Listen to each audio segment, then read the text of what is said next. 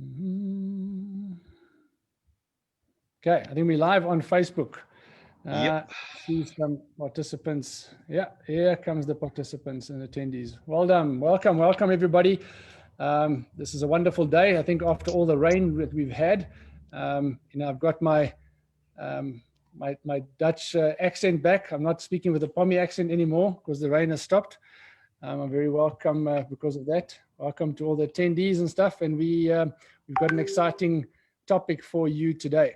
And before we get to that, we will go through our normal routine just to set the tone for everybody and for our people that are joining new. I mean, we have been advertising this thing in a new platform. We have trying to get the people from the LinkedIn social media involved. You know, these people are the guys that are in the know of investment. And because of our new part of our portfolio is the E2, it's all about investment. So we are trying to include everybody into our social media and the spaces that we do cover. All right, so you are welcomed, everybody. I'm just going to do some people that always join us and some new people. There's an Alex Bruce, welcome. He's all the way from North Carolina. Fadil in Durban. I don't know where everyone's from, but I'm guessing on some. Tanya, Tinas, welcome. Trudy and Umesh. Well done. Thank you, guys. Thanks for joining us today. And we've got a whole bunch of friends from Facebook that is joining us as well. So without further ado, Trevor, would you please do an intro for us? Yes, absolutely. It's super to be here again, the 11th of February, 2021.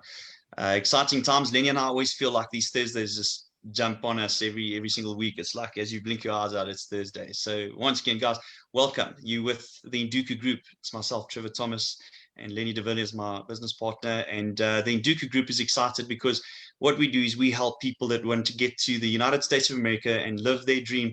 That's what we facilitate and assist with. So our internationally acclaimed partners, Visa Solutions, together with Dooku, what we have is we've got a number of programs. One being the employment-based visa, where you can get yourself into America on application for a position in the States. We have a number of guys that are currently staying in America that might be on an H2A or an H2B visa, and they're in America and they're looking to maybe get a permanent position with one of the slots that we have. We've got a number of trucking companies that are looking for guys and have offers of permanent positions. So if you're there currently on a temporary visa and you'd like to look at making that a permanent situation and get a permanent employment offer, please also engage with us at the Dooku Group. And then as Lenny just hinted towards, we've got what is known as the E2. It's an investment visa, but it's not just for those that are wanting to get to America and an easy path for those that would like to get there. I mean, for South Africans, unfortunately, we're not part of the treaty. However, there's also a number of factors around an L1 visa. And if you're listening and you know about an L1 visa, you'd know more or less what we're talking about. And we're just going to drop a few hints over there, but you need to contact us. We've got a couple of exciting things that could work for you as well with regards to our relationship with Zion Homes in America. So yes, as I said, what we do as the Dooku Group is we help you to successfully get to America, successful immigration. And part of that is exactly what we're doing here today, and that's the green room. And Lenny, maybe I'm going to just pass it back to you that you can just touch on what the green room is, and then we're excited to welcome Madeleine with us today. Okay, great. Before I get to our panelists today, yes, once again, the green room is this amazing little space that just started out of nowhere. So if we were wanting to think about a place where we can go and try and get information about immigration, where do you start? And you want to have people's faces sometimes. If you're going to Google about immigration, yes, you're going to get a couple of good facts, but you know what? It's nice to sit in front of people and see faces and make it lighthearted and cover topics that are relevant to immigration. So that's why we have opened this space on Green Room. The Green Room is a space where we bring panelists that are experts in their fields in various aspects of immigration. So today we are dealing about financial affairs, about immigration.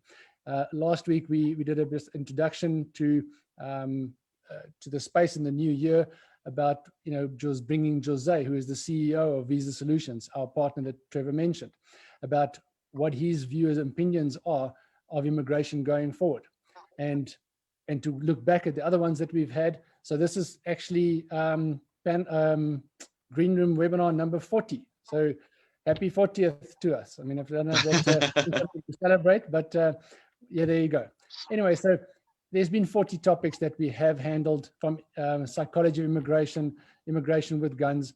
You know, so if you are in the immigration space, and there's daily people that contact us out of the blue that going, guys, how does this work? How do I get myself into America? And then we start with obviously running through our program, how it works. And then we also direct them to the green room, because the green room is that space when there's a lot of things people haven't thought about. And I'm one of them.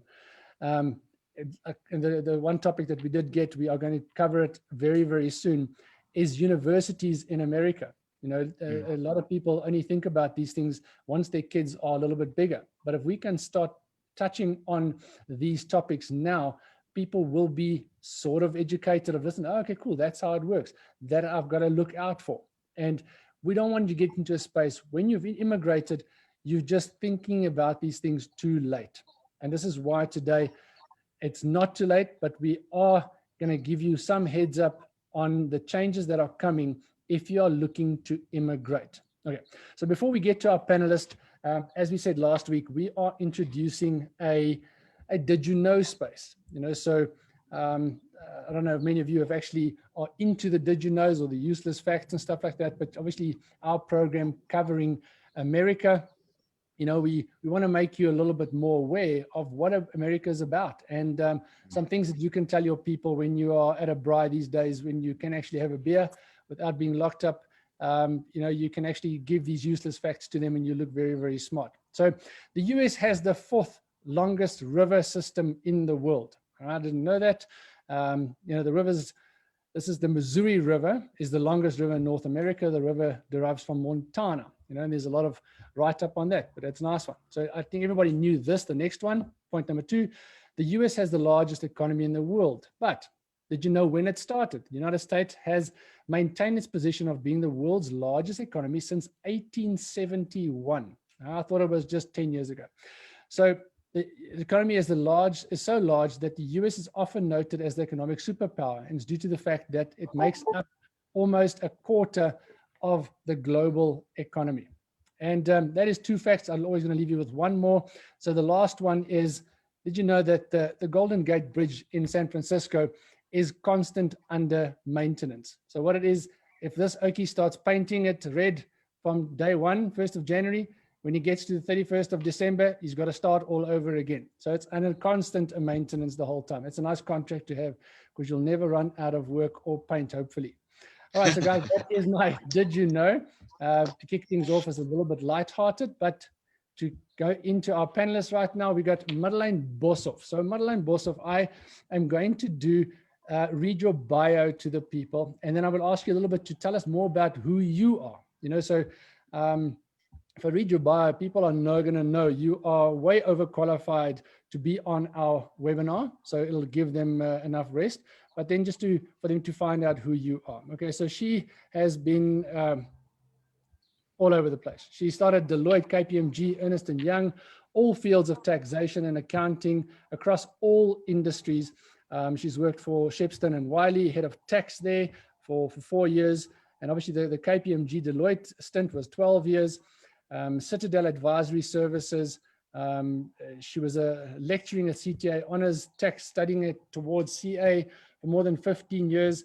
You know, if I do these calculations, Madeleine, you don't look very, very bad for a 50 or 53-year-old. If I take and you did 17 years in school and a little bit of studying afterwards, so you look very, very young for 53-year-old. But welcome, Madeleine, and tell us more about you. Yes, well, thank you for the opportunity to come into your show. Well, first of all, my surname is Schubert and I work for Boshoffs. My husband will be quite upset if my surname is changed.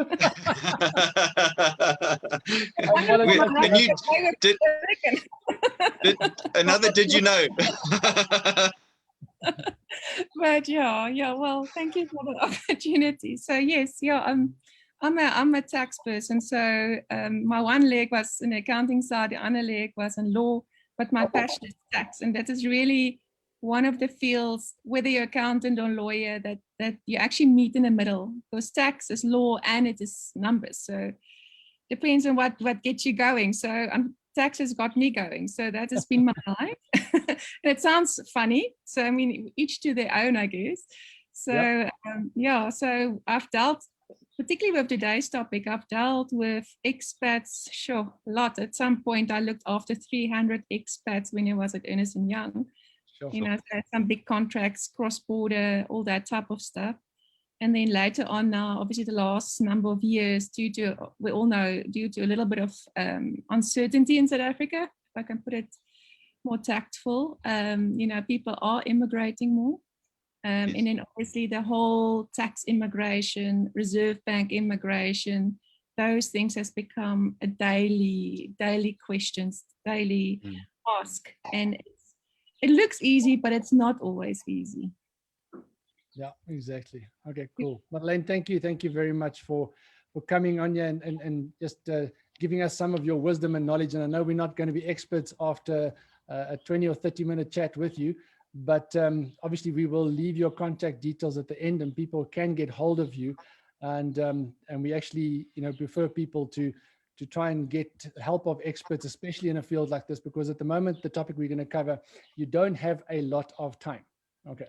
So if we can just recap a little bit. I know there was a couple of changes to expats and immigration that was done from 1st of March this year, actually, well, last year. Last year. I'm looking at financial years always.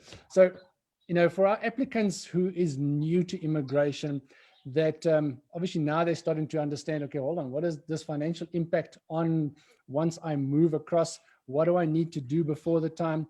If we can just, you know, give us a reminder of the laws that changed and came into effect on the 1st of March 2020 and the impact they might have experienced over the last year. Okay, so I think it's important to, let me just keep it, try a high level. So the first thing is there was major changes with regarding the taxation of foreign remuneration for expats. So that was probably the main one, but that is a whole different set of rules, because for that legislation to have applied to you from last year, you remained a South African taxpayer. So you subject to South African's tax laws on a worldwide basis, but you just happen to be going for a stunt for 5 years to be a truck driver in America. So, but your intention is you're going to come home and then have a lot of dollars to buy a nice farm in South Africa, that type of scenario, but you're coming home. So if you're a scenario where you're SA taxpayer, you're not changing that, but you're working offshore. What's changed last year is to say, in the past, before the 1st of March, the prior year, you could have exempt all your remuneration on a worldwide basis. So it wasn't taxed in South Africa. Now, from last year, only the first 1.25 million was exempt from South African taxes. And then after that, on a worldwide basis, all that remuneration became taxable in South Africa, which was quite, it was quite onerous.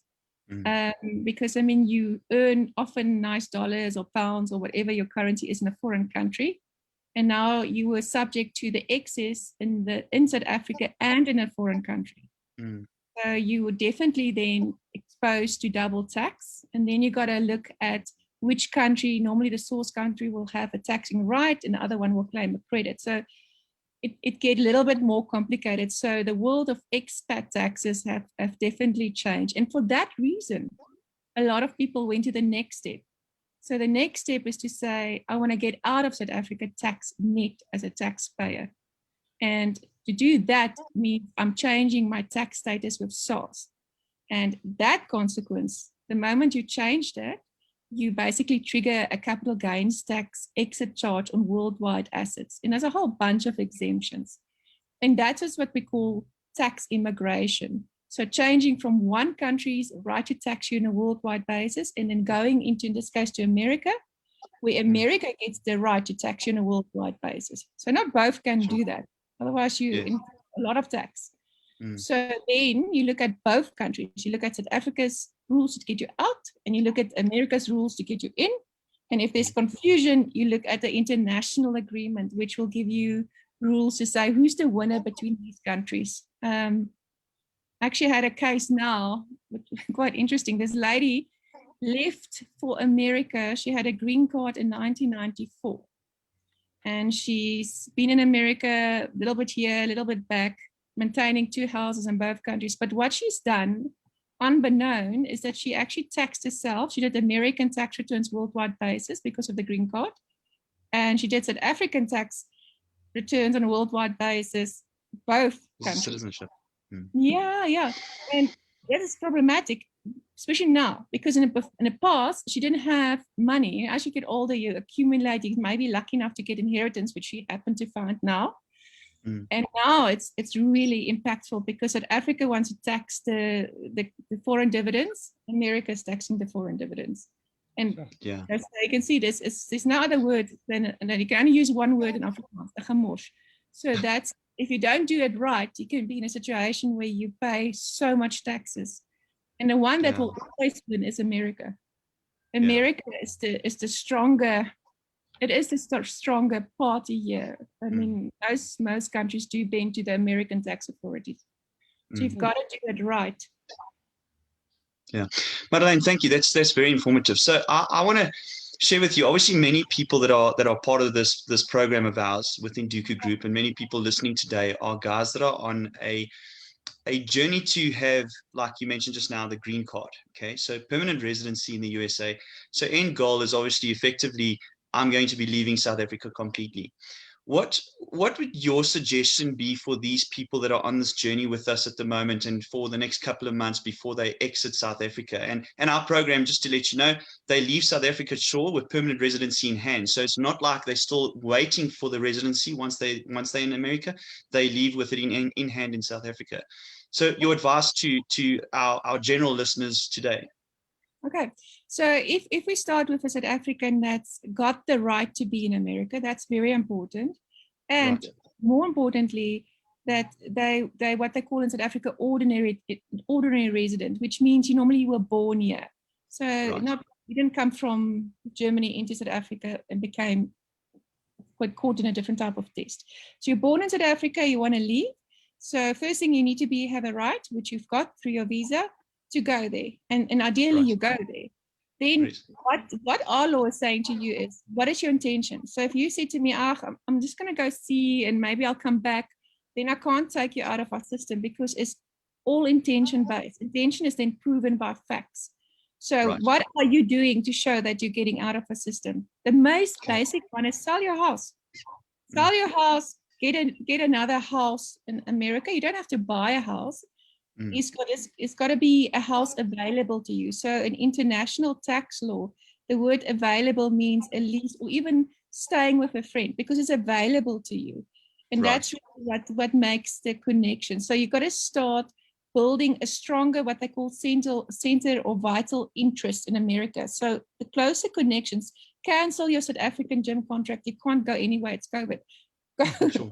Get the contract in America. Get a cell phone. So you've got to move those stuff. Cancel South African TV licenses. It sounds silly, but it's these little things. Start selling your cars. Use Uber in South Africa.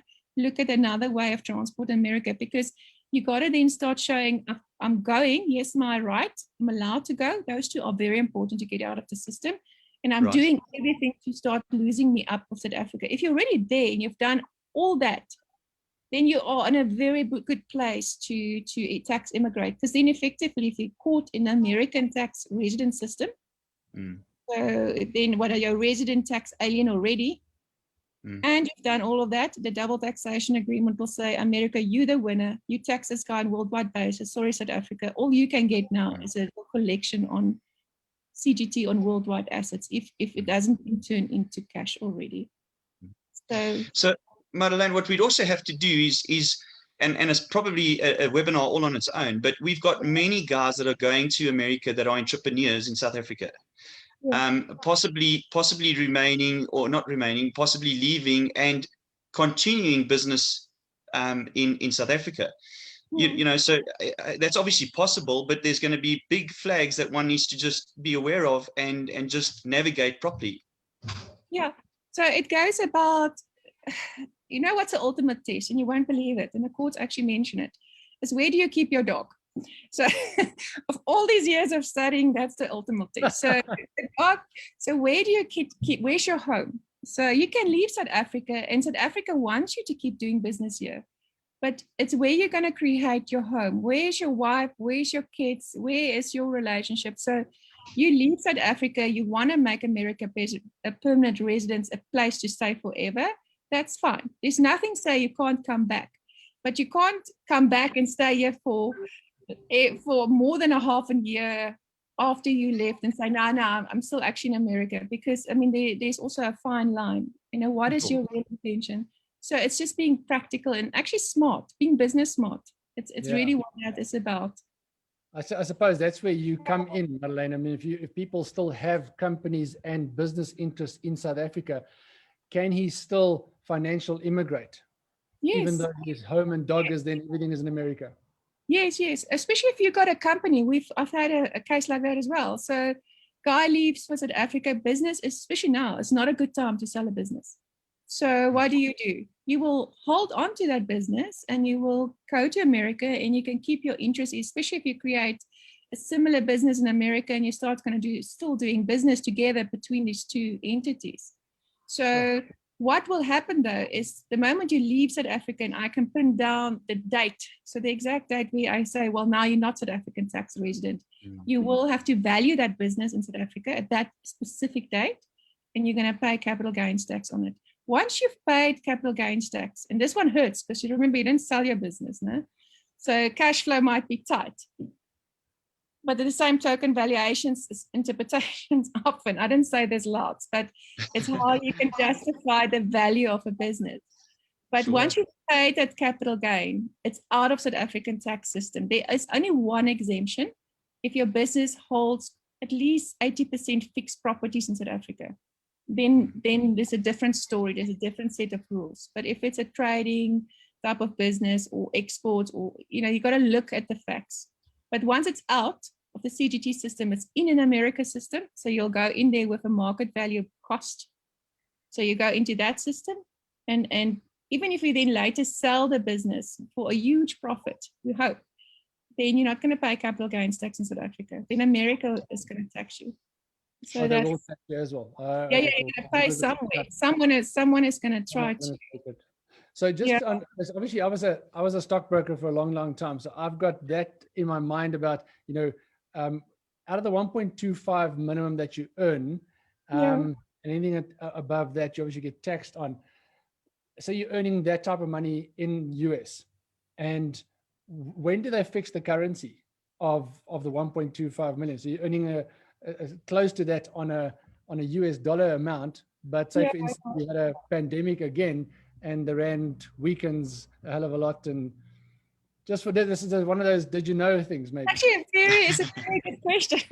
It's a very good question. From a practical point of view, I would normally I'd probably take average at year end, although I think for year end 2020 average, I think spot was better at year end.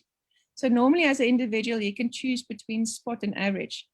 So for a remuneration earner, I guess you can even go that far and say every month that there was accrual at pay date, you can look at spot and then start accumulating all those equations. I guess you can get away with it because as an individual, you can always choose between spot and average. Is how, so there's generally a rule for that. Okay, you sort their tax out, I'll sort out their trading. Wonderful. Oh, yeah. Madeleine, so obviously, you know, a lot of guys that are with us, and we've had a number of calls. You know what, my Provident Fund, and it's, you know, when you don't know, I think the first thing that creeps into your heart and mind is fear. Do you understand what I'm saying? I mean, they always talk about fear as an acronym is false evidence appearing real. You know what I'm saying? So I think, could you talk just a little bit into that for us, that we can just have your insights to that, please? 100%. So the whole story about the whole funds, I mean, that's been in the news. So the biggest threat or fear for everybody, including myself, is to say, well, what if the states start imposing rules on how our pension fund monies must be invested in government projects? They're talking about public-private partnership, building roads. You know, if it works and it's regulated and it's good and it lifts everybody up, fantastic. But unfortunately, that's not history. Doesn't prove necessarily that. You know, we're worried about fraud and we're worried about our pension money, because I think reality is, as in South Africa, if you don't provide for yourself, what's the chances of our state looking after us? And I I don't know if I can really say that that's an option. So that brings us now to the question and the latest development. So up till now, the way it's worked in the income tax definitions, so you get your funds, your pension, provident, retirement, annuity funds. So the three of them, two of them relate to employment history, pension and providence. The retirement annuity is when you don't have employers, like a professional like myself. I don't have an employer. I have to sort myself out. Normally contributions to all those funds are tax deductible, and obviously there's a ceiling. That's how we fund it. So now, what happens traditionally, you stop working for the employer, and a date of resignation, therefore retirement, things can happen. But normally at resignation, which I'm going to work from my employer, for provident and pension, you have an option to take out everything at that date. Yes. Okay, but you're going to pay tax. So Yes. normally at a max about 36%.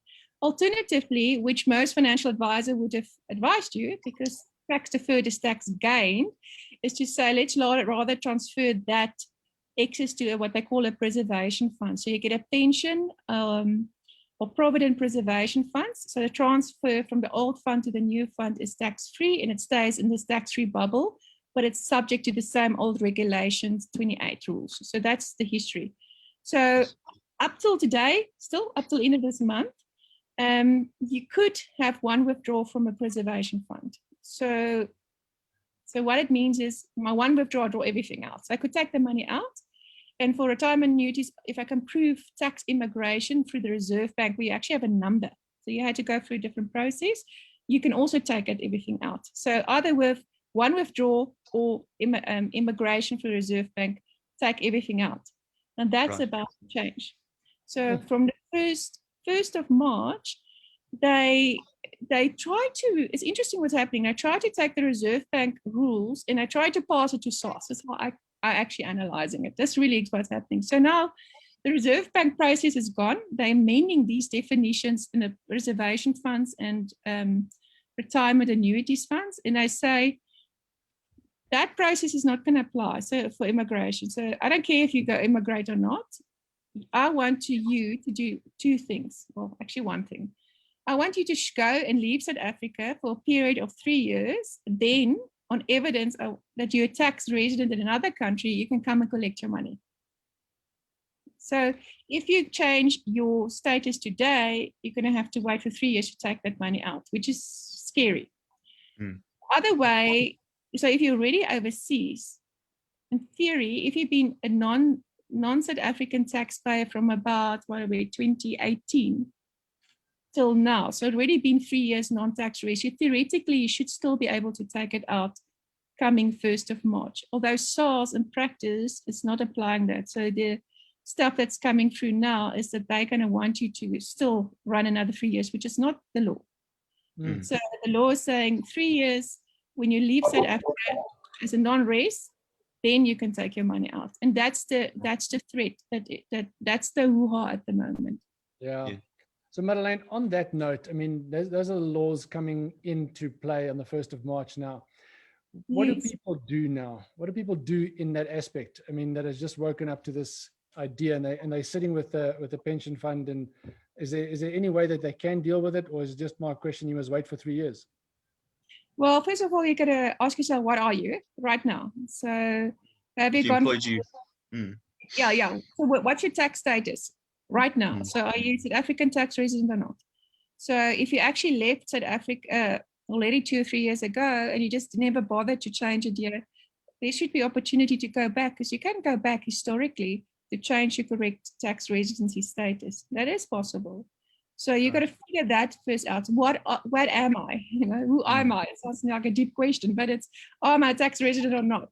That type of situation. So that's step one. And then if you're South African tax resident now, and you can factually prove that you're going out of South Africa on the facts with your visa in your hand by the end of February, you can possibly try to get the tax immigration through ASAP. Unfortunately and practically, it's not going to happen that fast. You're going to have to try to get it right, because you also, unfortunately, the old exchange control process still applies here. Now that's where it gets a little bit complicated, because that 2-tiered process, you had to do the tax immigration, and then you get a number, they call a PIN, and that PIN you take to the Reserve Bank, which then say, okay, you've paid your taxes, now I'll release you from a Reserve Bank. And then on the Reserve Bank number, you took the money out of the fund. So that process to do that, where are we sitting today? We'll probably got about 3 weeks left. You can probably try to get it in, and we can always make a plan. Practical solutions would be maybe start the taxing, because that's in a way easy, because you pick your date on a tax return, and then the numbers can follow. Sure. And then a Reserve Bank, the only way I can practically think in my head is kind of what we did with Annuities. Send some sort of declaration to say, it's my intention to leave South Africa this date, and my exchange application is done on this date. Once the taxes are finalized, please record this date as my formal Reserve Bank immigration date. It's the best that you can do, because there's so much other stuff you have to do to get that process complete. At least you log it. Try to log it. It's the only practical solution I've got. So, Madeleine, I'm going to put a theory past you, okay? Many of our guys are currently working, and they're still working in South Africa until such a time as their green card is issued, okay? So naturally, there's been proclamations, there's been a number of different things. So let's say we have an applicant who is going to be leaving South African shores in November of this year, okay? So he still wants to work. He doesn't want to right now resign, because if there's another proclamation, for argument's sake, or whatever the case may be, I mean, timelines are gray areas, right? So let's say he decides, listen, I have to continue working for the company that I'm working for. And in November, he then resigns, and he has obviously got this provident fund or pension fund. Is he able to draw down some of that and then keep the rest of that for the 3 years that he's in the States? He will. Or is it a factor that, listen, your whole provident fund is tied up for 3 years? No. I think there is definitely a planning opportunity. So the normal rule will still apply. So at point of resignation, he's still a South African tax resident. In terms of the new, well, let's work with a pension fund, because a provident fund, there were slightly different rules and then a change, and now it's more like a pension fund. So on date of resignation as a South African tax resident from your fund, yes, so exclude your retirement annuity funds, a different deal. Right. Yeah, we talk pension provident. You're allowed to take 2/3, I think. No, you can actually take out the whole lot. You should be able to actually take out the whole lot. Right. But it's not retirement. Remember, on retirement, a third's got to stay behind. Yes. So you should, in theory, be able to take it out because you can cash out the fund at that point. That's why you've got reservation funds to keep you the investments going. So theoretically, you should be able to take it out on the resignation. You're going to pay tax. Yes. Yeah, and it's quite high, so it's going to hurt. So there is an opportunity there. If you don't do that, or if you have preservation funds in the past, those are going to be more tricky. Of course. So it's actually more it's not the active provident and active pension, it's preservation of funds. That's a trickier part, because those you can't resign from. They happened after resignation. Okay, that's excellent. I think you're giving so much fruit to this equation. So, Madeleine, let's say we have people that have already they already retired and they have money tied up in offshore accounts or whatever the case may be, but it is being paid in South Africa at the moment. We have a number of people who are in that position, for example, maybe retired and living off property investments or something like that. For a retirement annuity specifically, would that then be, rather let your annuity pay out as it would normally on a monthly basis and convert that to dollars? Or do you rather cash it out and go? Yeah, so retirement annuity leg of it has always been very controversial. We're talking here about where you didn't trigger the what we call the living annuity or the annuity phase yet. So up till point that you didn't trigger that retirement trigger, you should be able to get it out, and up till now also with exchange control. But once you're in a living annuity phase, the Reserve Bank has never allowed you to lump out that whole annuity, except if it's below a certain threshold. Right. So the annuities, even if you immigrated in the past, the annuity or the stayed in South Africa, if it's an African fund, and you had to just wind down the annuity and make sure your drawings, you maximize your annual drawings as high as possible. But as far as I know, Reserve Bank hasn't relaxed on that element that you can fully commute it on immigration. And I think it's partly also the protection of our financial industry. I mean, if you think of the giants like Alexander Forbes and those guys, I mean, it's huge business. They're living annuity space, retirement annuities. So at that phase, I mean, that it's protection of numbers, my view. But I'll let you know if it's changed. Maybe they will change. Yeah, I see. Madeleine, I think, yes, we can obviously a little bit over time, but I mean, I think we could obviously carry on for an hour on this topic. And obviously there's a lot of questions coming through, and we can't fend all of them now. So what I'm going to ask that, you know, the questions that you do have, that we will obviously leave Madeleine's contact details after this webinar. We will leave it shortly, and please reach out to her with these questions. You know, so I know we didn't go through some of them, and I'm going to read one. So we will end with this one question, if that's okay with you, Madeleine. But please reach out to Madeleine and let's get these things sorted out. Don't take it too lightly, and don't start too late with your financial immigration and the things you need to do before you go. So on that, Madeleine, one of our applicants is Fadil, is that this is, hi team, I trust you well this afternoon. At which point would we need to change the tax status with SARS? How much time should we set aside for this before relocation? So Fadil at the moment is at Department of Labor. His next step will be immigration. So he's probably looking at beginning of next year or so to maybe go to America. So just to give you some idea about his timelines. Okay. So for him, the most practical thing is you will have an exit date in South Africa, which you feel in your heart, if you want to literally call it like that, you believe that's the day where your intention is changed regarding South Africa as your permanent home, and that you can factually prove it. Normally, at least a visa, that's probably the main one. And I would say at least a plane ticket to show that, you know, it's not still in my mind. So if you can get to that point, and then at that point, you haven't really entered the American tax system until you complied with their requirements to be caught as a tax resident at that point. So you have a bit of flexibility from the day you want to exit South Africa until you entered America to actually determine exactly the day you want to be non-tax resident in South Africa. Why is that important? Because of exchange controls. You know, if you last year immigrated in January versus the middle of June, from an asset conversion CGT calculation perspective, there would have been a huge difference. So you've got a bit of a planning space. So as soon as you get your visa, you pretty much, I would say, already resigned. It's factual. You possibly got your house is at least in the market, you know, those factual stuff. Then we got time to pick a date. Pick your date. And then from that day till entry in American tax system, see if that date work or flexible. Find the best date that fits your pocket from a tax exit charge. And that's so really... If I can highlight that, if we say, listen, as soon as you've put your dog in the kennel and know where your dog's going to be, you should phone Madeleine. Exactly. Yeah, no, I know. Good. Madeleine, it's been amazing. Like I said, we have gone over time, and I do apologize for that. And I just want to say thank you so much for your time. I think you've given us so many little seeds for thought, and I hope, you know, most of our applicants, you know, if they have all the questions, that come to you at least for that, and that they will just, you know, help you, or that you can help them sort out their financial things before they go, and not leave it too late.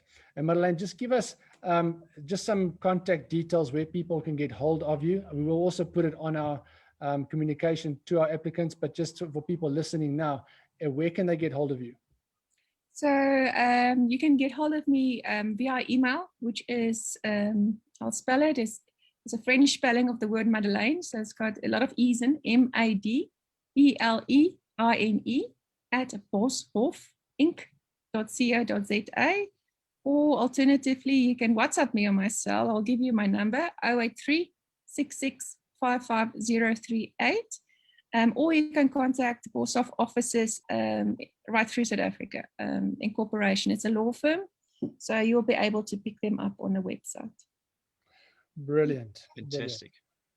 Yeah, Madeleine, thank you very, very, very much. I think that it would just have given people, like Lenny said, just, you know, a little bit of comfort and a little bit of breathing space and just an understanding. You know, it's this world of immigration, people think that it's just about one element, and it's not. There's so many different elements to this, and specifically when we're talking about finances. So thank you for your time. Thank you for being with us. I certainly enjoyed it, and it was genuinely something that I think every single person would walk away from feeling better about. So thank you for that.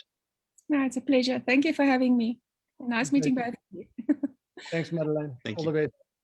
All the best. Pleasure. Thanks, guys. See you Bye. soon. Ciao. Bye-bye.